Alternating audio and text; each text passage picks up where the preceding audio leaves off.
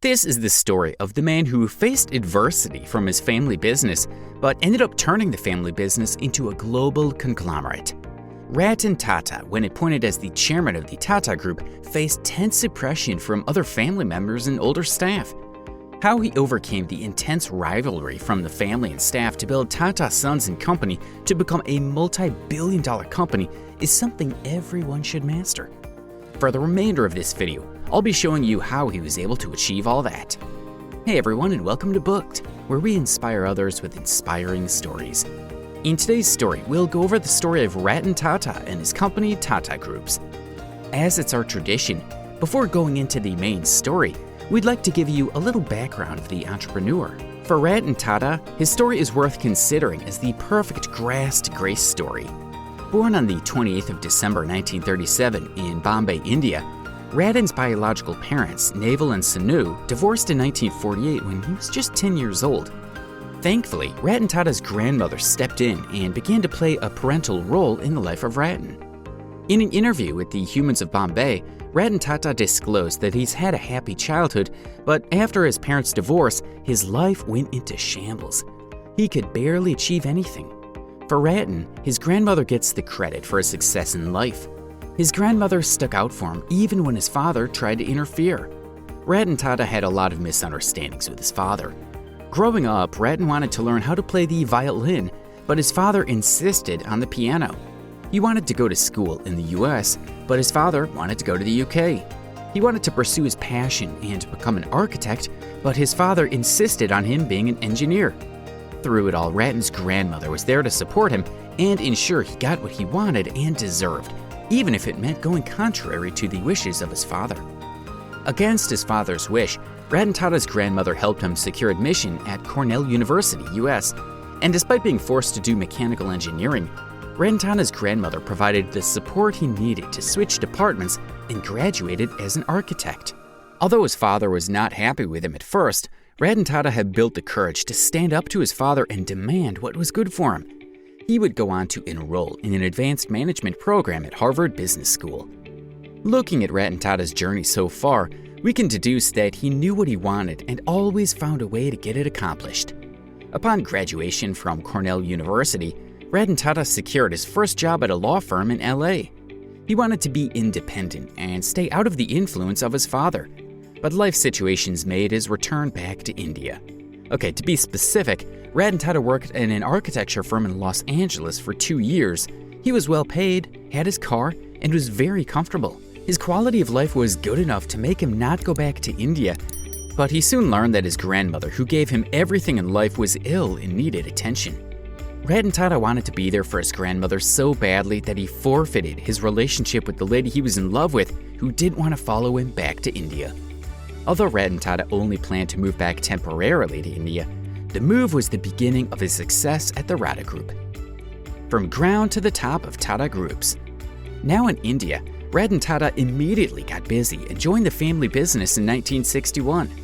Humble Ratan decided to start from the lowest ranks, working on the shop floor of the Tata Steel and also shoveling limestone and handling blast furnaces. Ratan Tata was the apparent heir to the family business.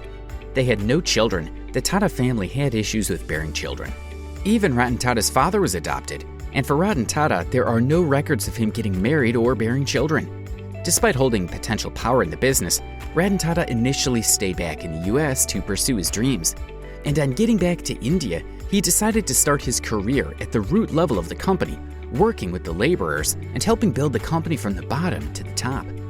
Ratan Tata is a hardworking and inspirational leader who rose very fast through the ranks and headed a few internal departments. In 1971, he was appointed the director in charge of the National Radio and Electronics Limited. His excellence in this organization, together with his continued hard work at the Tata Group, led to his being named as the chairman of Tata Industries, the group's holding company. Ratan Tata, during his chairmanship at the group holding, promoted large investment in high technology businesses. He spearheaded the listing of the company at the New York Stock Exchange, giving it visibility to global investors. The success of Tata Groups may not have even been possible without Ratan Tata. But while Ratan Tata was successful at Tata Groups, he also witnessed failures in the buildup of his chairmanship at the Tata Group. A few cases worthy of mention is during his chairmanship at the National Radio and Electronics Limited, an economic recession set in around 1977, which caused union strike and lockout. Although it was not his fault, this stalled his progress at the electronic company. The same challenges affected the Empress Mills branch of the Tata Groups.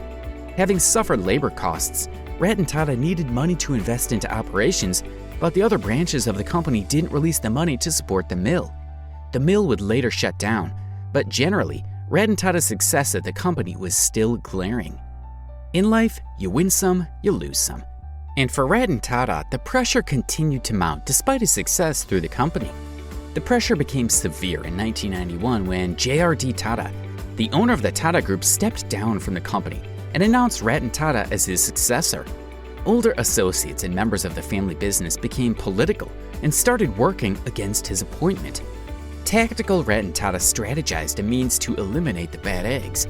Being that most people who were working with him were the old staff, he introduced a new rule for older staff to retire at the age of 65.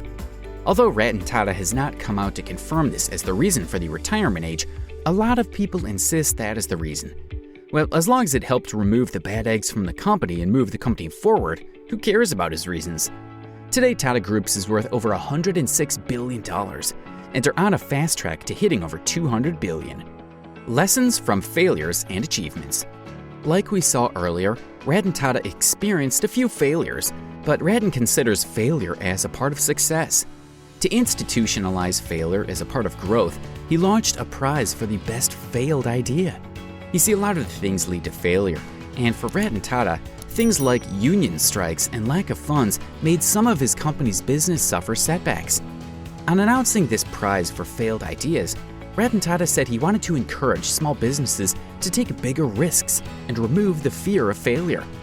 Taking a look at the achievement of Ratan, I can tell you for sure that his risks paid off. From leading a successful bid to acquire Corus, an Anglo-Dutch steel and aluminum producer, to Jaguar Land Rover from the Ford Company. Yes, if you've heard of these vehicles, then know that the brilliance of Ratan Tata is behind them. He also launched the first pan-Indian car called Indica in 2000, fully manufactured in India. And in 2010, the company's revenue rose by 12 folds. Today, Ratan Tata sits on several boards like Fiat Spa, JP Morgan Chase, Rolls-Royce, Temasek Holdings, and so on. Following his numerous successes, he was honored Padma Bhushan by the government of India with the highest honor in the country. He also received an honorary doctorate in business administration from Ohio State University, an honorary doctorate in technology from the Asian Institute of Technology, Bangkok, another honorary doctorate from the University of Warwick, making it 3 honorary doctorates under his sleeves. Amidst all the success, Ratan Tata recognized his humble beginnings and gives back immensely to society. Time may not permit us to go into detail his several humanitarian activities, but just to mention that he gave away 2/3 of Tata Group to charitable trusts that finance good causes around the world. Books recommendation. As is our tradition, we will now share a few books that Ratan Tata either wrote or recommends. Make sure to grab a copy and read. Abundance: The Future is Better Than You Think by Peter Diamandis. The writer dives into the future to predict that humanity will be able to meet all its needs in the future. One of the things we didn't mention in the video is Ratan's passion for technology. His grand vision for the Rata Empire includes powering the world with electric cars and automation in all fields. This book also explores the technology path to predict that in the near future, humans would have all they need to blossom. But the writer didn't just rely on his knowledge to make such bold and powerful predictions. He went on to consult powerful technocrats like Larry Page, Elon Musk, Stephen Hawking, and of course our very own Ratan Tata with other giants across the world. We highly recommend this book to shape your mind about the future and how you can actively participate in shaping it. Grab a copy and read yourself into the future. The Wisdom and Wit of Ratan Tata, written by Ratan Tata. As mentioned in the video, there is just so much that Ratan achieved and passed through that we're not able to cover in this video, but you still have a chance to read about the phenomenal life of the chairman of the Tata Group. This book was written by Ratan Tata as a synopsis of his motivations for success. Giving the big task of handling India's biggest business conglomerate comes with a big sense of responsibility. the wisdom that helped Ratton in the rainy days, the boldness he required to make difficult decisions, and make the bold move are all engraved in this book as nuggets of knowledge and insights. This book is not another biography, it's more like a guide to help you succeed like Ratan Tata. Grab a book as soon as you can. To achieve success, you must be open to failure and also stay humble. What other lessons did you learn? Share with us in the comments section.